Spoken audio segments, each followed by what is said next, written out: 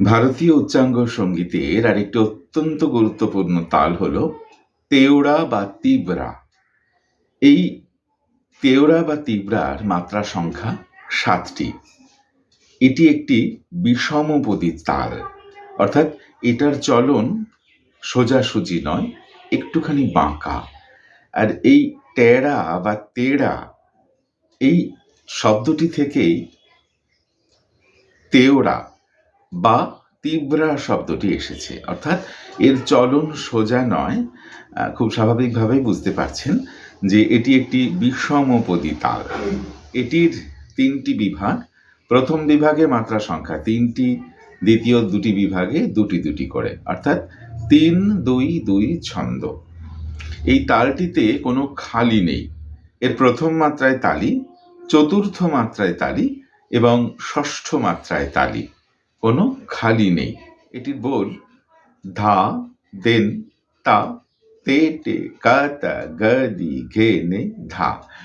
মূলত পখবাজ বা তবলাতেও এটি ব্যবহৃত হয় ধ্রুপদাঙ্গের গান, লঘু উচ্চাঙ্গ সঙ্গীত এবং বিভিন্ন ধরনের লঘু সঙ্গীতে এ তালের বহুল ব্যবহার পরিলক্ষিত হয়।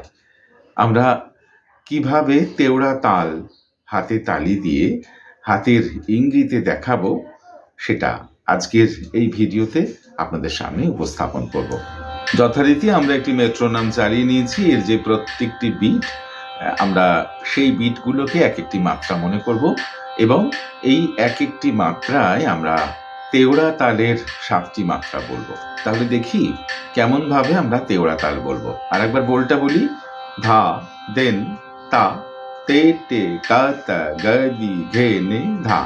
তাহলে এটা হাতের ইঙ্গিতে কেমন করে আমরা বলছি, ধা, দেন, তা, তে টে কা তা গা দি ঘে নে ধা।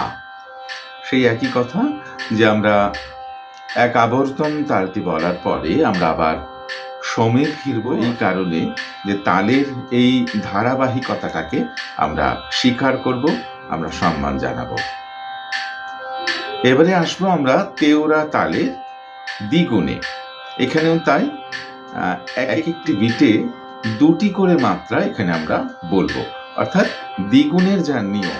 তাহলে আমরা একটু দেখে নিই যে এক একটি মাত্রায় কিভাবে সেটা হচ্ছে। তেওড়া তালের দুগুণ, ধা, দেন, তা, তে টে কা তা গা দি ঘে নে ধা, দেন, তা, তে টে কা তা গা দি ঘে নে ধা। এবার আসবো তেওড়া তালের 3 গুণে, অর্থাৎ এই যে মেট্রোনমের এক একটি বিট, এখানে আমরা 3টি করে মাত্রা একসঙ্গে বলবো।